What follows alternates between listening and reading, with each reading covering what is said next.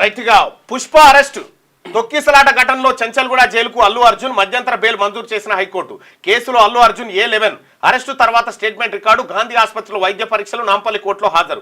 14 రోజుల రిమాండ్ విధించిన కోర్టు చెంచల్గూడ జైలుకు తరలింపు. హైకోర్టులో Allu Arjun quash petition bail మంజూరు. రిలీజ్ ఆర్డర్ ఆలస్యం, ఆగిన విడుదల. సినీ నటుడు అల్లు అర్జున్ పోలీసులు అరెస్ట్ చేశారు. పుష్ప 2 సినిమా బెనిఫిట్ షో సందర్భంగా హైదరాబాద్ లోని సంధ్యా థియేటర్ వద్ద జరిగిన తొక్కిసలాట ఘటనలో ఆయనను అదుపులోకి తీసుకున్నారు. ఈ ఘటనలో మహిళ చనిపోవడంతో పాటు ఆమె కొడుకు పరిస్థితి సీరియస్ గా ఉంది. దీనిపై బాధిత కుటుంబం ఫిర్యాదు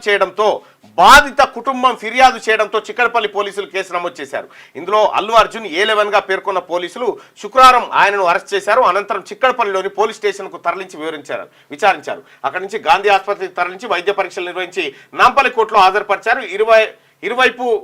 ఇరువైపులా వాదనలు విన్న కోర్టు అల్లు అర్జున్ కు 14 రోజుల జ్యుడిషియల్ రిమాండ్ విధించింది. దీంతో అల్లు అర్జున్ ను చెంచల్గూడ జైలుకు పోలీసులు తరలించారు. అయితే అప్పటికే అల్లు అర్జున్ హైకోర్టులో లంచ్ మోషన్ లో క్వాష్ పిటిషన్ దాఖలు చేశారు. దాఖలు చేసిందేమో క్వాష్ పిటిషన్, కోర్టు ఇచ్చిందేమో మధ్యంతర బెయిల్. ఆర్గ్యుమెంట్స్ దేని మీద జరగాలంటే క్వాష్ మీద జరగాలి, కానీ మధ్యంతర బెయిల్ మీద జరిగినాయి. చాలా అద్భుతం జరిగింది అన్నట్టు, చాలా అద్భుతం. కొన్ని తీర్పులు నిజంగా ఓహో ఇట్లా కూడా మనం హైకోర్టును అప్రోచ్ కావచ్చా అనేటువంటి కొన్ని తీర్పులు కూడా వస్తూ ఉంటాయి అప్పుడప్పుడు. సంకేతాలు అంటే ప్రజాస్వామ్యాన్ని కాపాడడంలో భాగంగా ఇటువంటి తీర్పులన్నీ ఇస్తూ ఉంటారు అన్నట్టు.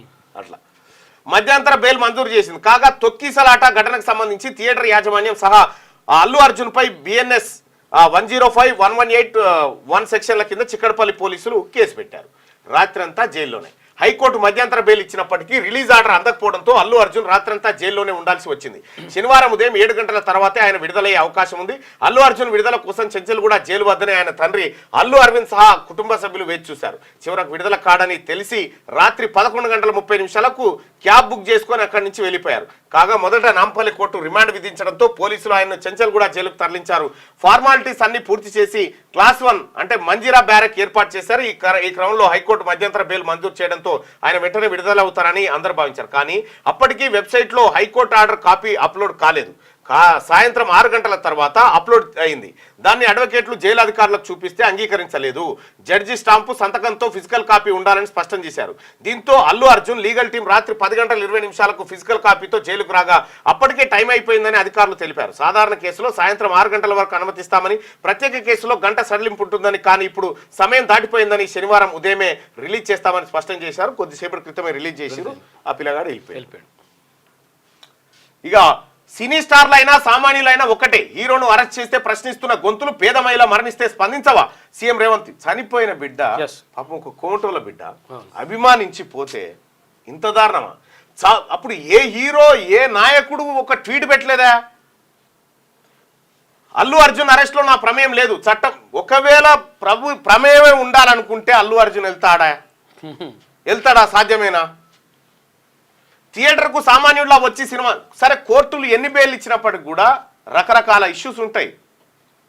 థియేటర్కు సామాన్యుడిలా వచ్చి సినిమా చూస్తే సమస్య ఉండేది కాదు. కానీ అర్జున్ కారెక్కి అరుస్తూ ఫ్యాన్స్ లో హంగామా సృష్టించారు. హీరో అల్లు అర్జున్ నాకు చుట్టమైనా, మా పార్టీ వ్యక్తికి అల్లుడైనా వదల్లే. బీఆర్ఎస్ ది రాజుల తల్లి, మా తెలంగాణ తల్లి, రైతుల తల్లి.